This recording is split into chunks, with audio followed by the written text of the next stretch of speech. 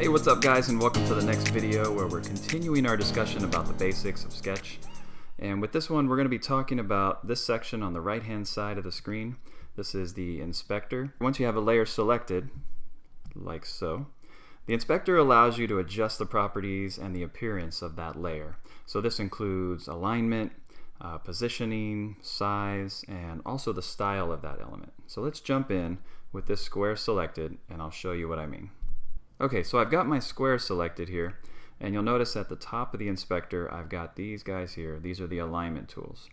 I can go in with that selected and basically click these and change the alignment of that shape. So I can left align it, center align it, or right align it to my artboard.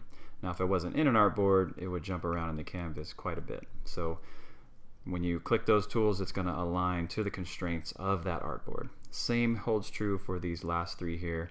I can align to the top, the middle again, and the bottom. If I want to go middle, middle, I can click align horizontally and align vertically, and it's going to put it in the exact middle. You can also do that with the smart guides if you want. That's also an option, so that'll let you know when you're centered within your artboard. So a lot of different ways to do the same thing. Alright, so I've got my square selected here, and we're going to talk about these last two alignment tools. These give you the ability to distribute your layers evenly or somewhat unevenly. So with that selected, I'm just going to duplicate these. I'm going to hold down Alt, click and drag out some copies, and I'll make sure they're kind of unevenly spaced. Then I'll hold down Shift and select all three. You have to have at least 3 or more layers selected for this to work. If you select 2, it won't work. So I've got these selected and they're vertical right now. I'll click align vertically and it's just going to jump. Sometimes it's going to give you a dialog box where you have the option to do different types of alignment. So I'll put these side by side, so horizontally now, and then we'll click the align horizontally. Now I get this dialog box, so I can distribute unevenly, which will make it slightly uneven, or place on subpixels, which will do it evenly. So now if I click on this guy in the middle and hold down the Alt key, you see that I'm 28.5 pixels away from the right and 28.5 pixels from the left. I use this sometimes, but it's pretty handy if you want to quickly make things even and distribute them on your screen. Alright, I've got my shape selected still, and now we're going to talk about this section here, which is the layer properties. We've got X and Y values, which tell you position. We've got the number of degrees, which deals with rotation, and then we've got size. We'll talk about X and Y first. So the only thing you really need to know about X and Y is this is going to tell you where your shape is on the canvas or within your artboard. X runs from left to right, with 0, absolute 0 being over here on the left edge. Y runs from top to bottom, with 0 being at the top. So if I change this value to 0, it's going to align on the left edge. If I change my Y value over here to 0, it's going to jump to the top. Now you'll also notice that when I hover over these, I get these little up and down arrows. I can click this and increase the value, and you'll notice that the little shape starts slowly moving across the screen. If I hold down Shift, it'll start moving by 10 pixels, so it's going to jump a little bit faster. Same holds true for the Y. Let's go ahead and hold down Shift and start increasing that value. You notice that the higher it gets, the more it moves away from this 0 value and down the page. Another cool thing about Sketch and these little values here, these boxes, you can also do a little bit of math in here. Let's say I wanted this to jump to 100 pixels. If I could either type 100 and that would do it, or if I had 70 in there, I could say plus 30. And then that's going to take it to 100. Maybe you'll use it, maybe you won't. Alright, next up over here is rotate. And just like the others, you have the up and down arrows where you can manipulate what angle your shape is at.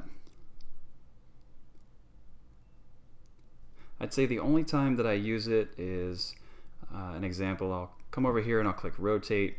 I'll try to rotate my shape so it's maybe, let's say, pointing to the right, but for some reason I just can't get it at 90 degrees, which would be perfectly pointing to the side. So I'll come over here and just click the down arrow and put it exactly there.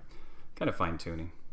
And if we jump down here, we've got width and height. Now you'll notice in the middle of these you've got a little lock, and this basically is telling Sketch that if I try to resize this shape, it has to stay proportionate, meaning the width and the height should stay the same. So if I come over here, let's get out of rotate, and I click and drag this out, I might be able to see this better. Let's draw out a square, change the color. There we go. So same deal over here. Let's turn that off. We've got a square that's 149 by 149, and if I drag it in, the width and the height stay exactly the same. Now if you don't want it to be symmetrical, you can come over here and uncheck that little lock. The lock opens, and now when you resize, you can change the width, you can change the height. It's no longer proportional, and the width and the height are independent. Alright, for this next example, I'm going to have to manipulate the shape a little bit so we can tell. So I'll drag this in a little bit, make it kind of weird, and there we go. So I've got flip horizontally and flip vertically. So it's pretty straightforward. You click this and it'll flip it around, or if you flip it vertically, it'll flip it vertically. Alright, now as we move down the inspector, the next thing we have here is radius, and this is basically the rounding of corners. So let's go ahead and zoom in here to our shape, and we can see how this works. So same deal with some of the other boxes. You got the up and down arrows, and as you click and increase that, you'll notice that the corners on my square are now being rounded. There you go. This is really good for buttons that you want to create those rounded edges for, and you can get as pretty curved as you want, where it's almost circular, or you can put something a little more subtle in the 2 to 3 range, which works out pretty good too. And you'll see some examples of this within the course. This is also good for different types of shapes. Let's go over here and let's insert a star.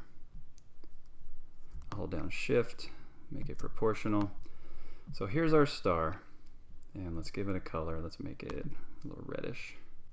And if I come up here to radius, and as I round that, it has a different effect on a star. I can zoom out a little bit. What happens with a star is that it'll make it a little fatter star, or it'll make it a very, very thin star. And you also notice that once I inserted this star, I've got another option here called points. Right now I've got 5 points on my star, and if I want to increase that, I have the option to put a bunch of points.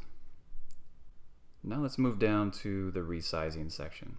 So these settings will only be visible if you have a layer selected inside of a group or an artboard. And these settings let you specify how the layer is going to behave when that group or artboard is resized. And I'll show you an example really quickly. So let's say I have a button inside of my app, and with that selected, I'm going to hold down Alt, and right now it's got 30 pixels of space between that and the edge.